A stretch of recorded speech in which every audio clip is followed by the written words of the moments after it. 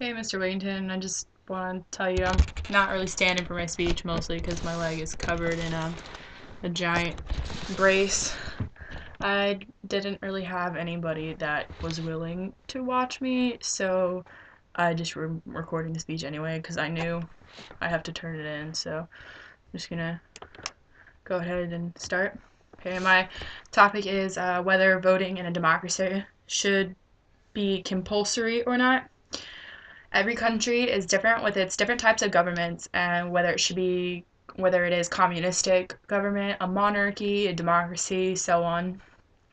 Democracy is defined as a system of government by the whole population or all the eligible members of a state, typically through elected representatives. And although voting is part of the definition of democracy, does that mean all of the people should have to vote? Voting is an integral part of democracy, at least in the United States. Americans have the right to vote or not to vote, which is an important part of our liberties as Americans. America was built on the principles of freedom, and compulsory voting is forcing citizens to vote. The United States government should not make voting compulsory for many reasons, including 1. It goes against the American constitutional right of free speech, or in this case, not to speak. Yes, although free speech is being able to say what you want or what you believe, but if a person doesn't want to speak, they have that liberty under the constitutional rights provided to them, so they don't have to. Voting, 2, voting by the people doesn't actually count cases, like the presidency, for example, which is done by the Electoral College, so what would be the point of forcing anyway? Like stated, the presidency is done by the Electoral College, so why force citizens to do the popular vote and make them believe that their vote counts when in the end it could be overturned anyway? And there have been 4 cases of this in the past.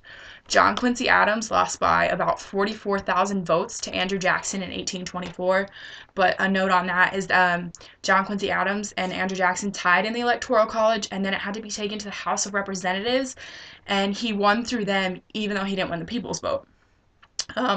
Rutherford B. Hayes lost by 270,000 votes to Samuel J. Tilden in 1876. Benjamin Harrison lost by 95,000 votes to Grover Cleveland in 1888. And George Bush lost by over 500,000 votes to Al Gore in the 2000 election.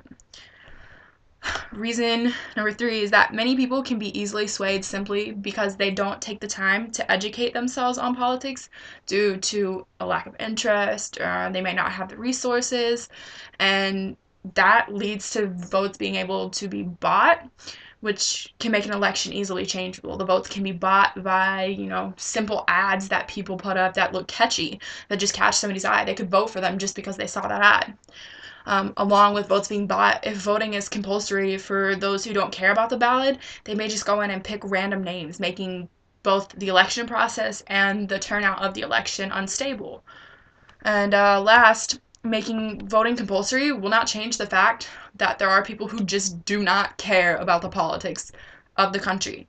This goes along like what I said before, that the not care can make the election unstable.